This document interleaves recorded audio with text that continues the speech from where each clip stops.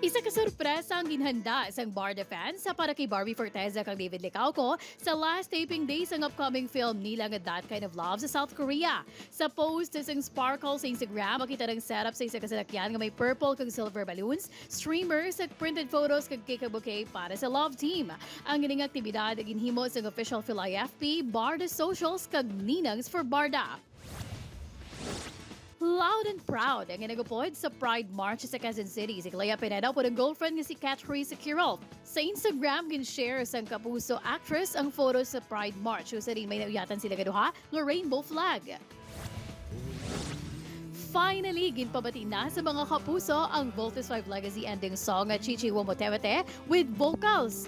Humalin sang naghereng serye sang Mayo instrumentals lang ang mabatian, pero this time, may ara na sang vocals kag syempre gin-perform ni Big Bertini nga si Matt Lozano.